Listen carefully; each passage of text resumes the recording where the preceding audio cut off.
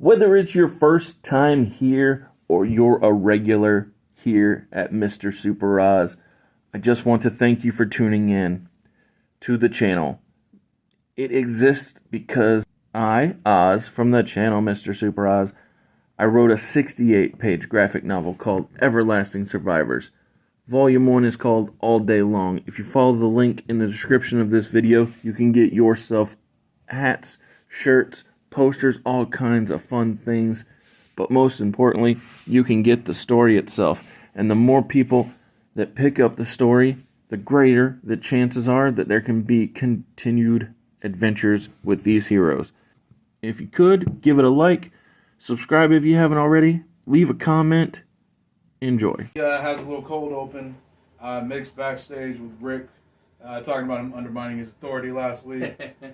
And Rick, being the president, says, listen, hey, I'm generous enough to give you 2 spots in my upcoming match I'm debuting. Exactly. That, he says, listen, the 2 spots you're going to get are going to be huge. They're going to be massive. It's going to be a match that everyone's going to remember till the end of time.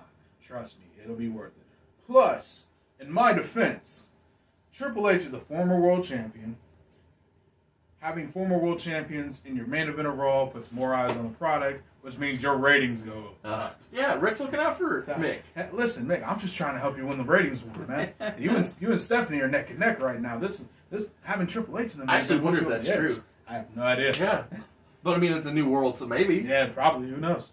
I like these shows. Yeah, I'm about to say, I have fun making them, so I hope if the people watching them in some alternate reality where this is actually happening. Well, and I'll be honest, they get some pretty good views on the YouTube. Hey, appreciate you. thanks, guys. Like, share, subscribe. Don't forget to comment too. Yes. But yeah, that's sorry, but yeah, getting more eyes on the product is first and foremost his job as president of the company. Absolutely. Yeah. So I think that's a good argument right there. Yeah. So that wraps up that segment.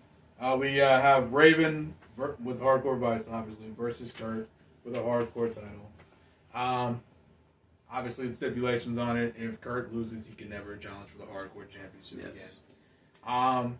So the whole match basically boils down to Kurt whooping that ass, Raven whooping that ass. Just good old-fashioned hardcore violence. Whole match, obviously there's no disqualification, so Kurt is pretty much wrestling Raven and the rest of Hardcore Vice. Of course. With Stacy backing him up best she can by passing him weapons, etc. And pretty much the match is good fun, it's good chaos, it's good excitement, but at the end of the day, Raven's just won the Hardcore title. No way I'm going to have him lose it back to Kurt so soon. So the numbers do eventually catch up with him. Kurtz nails Richards with a German suplex to a chair, hits an angle slam through a table on Dreamer, but then Raven nails him in the spine with a chair, and then Raven effect. And that's 1, 2, 3. Kurt's hardcore timeline is pretty much done. Okay. Yeah. I have to design a new title for Raven. Yeah, right, yeah. That's okay. I like doing that. Yeah, American Dream looking belt probably won't work anymore. Yeah. Yeah, that's a. But I do think that I could use the general motif that Kurt started with the eagle and the flags, and have a raven coming out of the. Because I always think that there are too many eagles used in wrestling titles anyway. Well, because we're in America.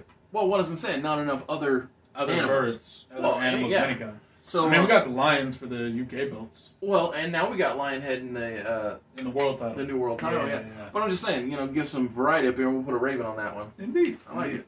So, I can't wait to see what you come up with. I can't wait to watch the video.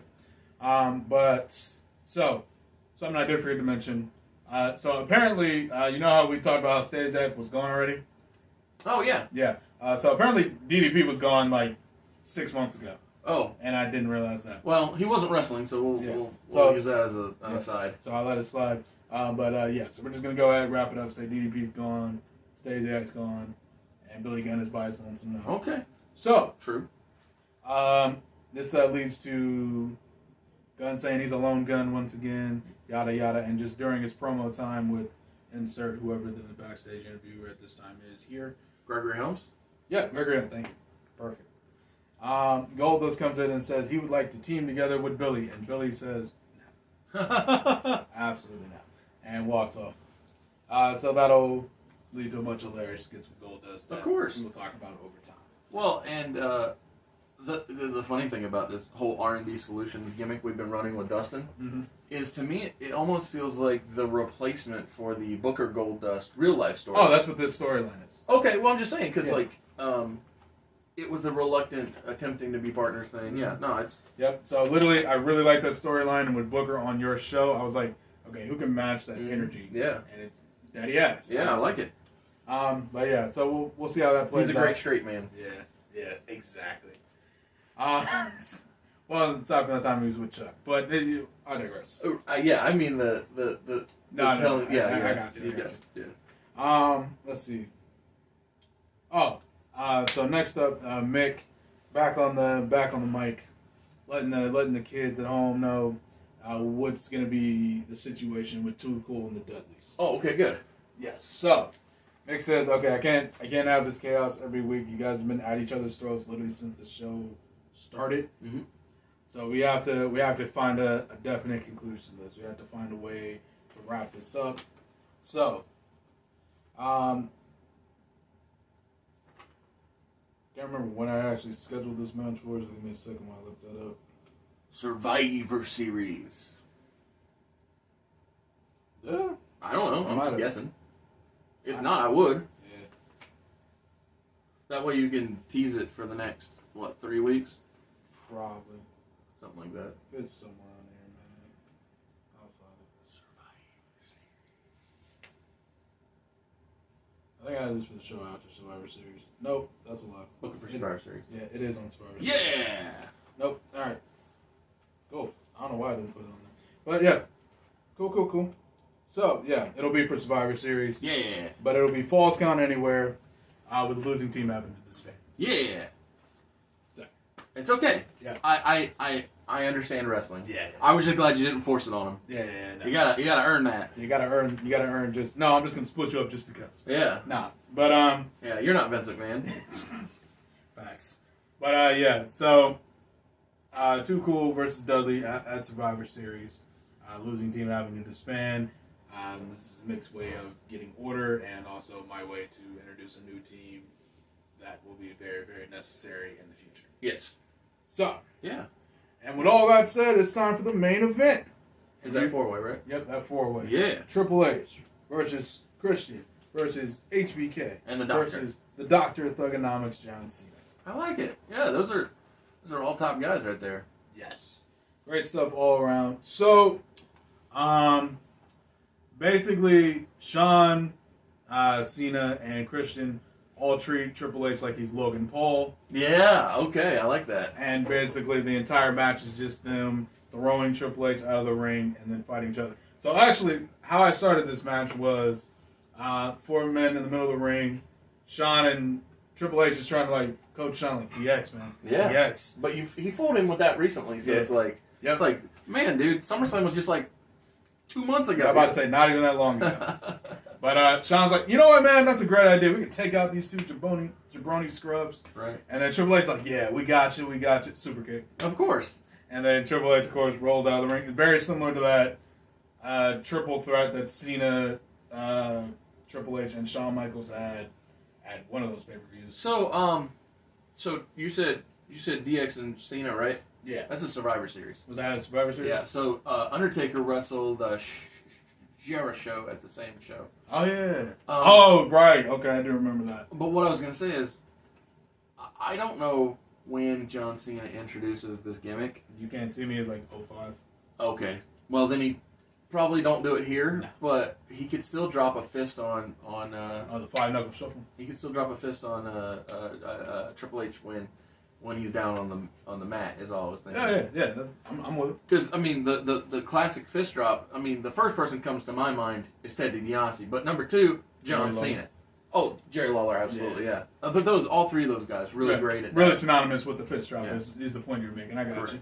But yeah, no, I'm fine with that. Super good. Five Knuckle Shuffle before it was a Five Knuckle Yeah, Shuffle. exactly. You're just not that Yeah. particular part of it. Yep. And then obviously Triple H rolls out of the ring, and then these 3 just proceed to have the greatest triple threat match we've ever seen. Occasionally Triple H will hop back up on the apron, they'll knock him back down. Yeah. They'll try to slide in the ring. I they'll think stomp him I think out. the way that you were you're treating Triple H really helps justify the introduction of something in the future. Right. Which is interesting that it's evolution. Everybody knows it's evolution. It's evolution, yeah. Like, I'm about to say, I was just going to say because yeah, there's no reason to hide it. There's no reason to hide it. Everybody knows evolution. But I just find it intriguing that you're actually making the villain seem believable. Yeah. Which is good. I think that's a good motivation, especially with Well, I'm about to say, the best villains are always the ones that have logical reasoning for being villains. Like, because I'll be honest with you, I don't remember how evolution forms in real life. I'm pretty sure they all just out of showed up. nowhere. Yeah. And while Triple H's good promo and made it make sense, Right. it didn't have the same gravity that you're giving it. Right. And so I like that. I like that a lot. Yep. But yeah. So, pretty back and forth insanity. But to wrap it all up, put a nice bow on it because it's been a long ass video. Shawn super kicks Christian out of the ring. Cena takes advantage, takes him up for the FU, throws him, and then as soon as Cena goes for the pin, Triple H slides in with a sledgehammer and puts it right under Cena's chin. Okay. And then pins Shawn for the 1, 2, 3. Oh, that's fun. I like that. Yes. I didn't see him winning, but I probably should have. Yeah. So I like it a lot. Thank you. I think that's a great strong way to finish out your Raw.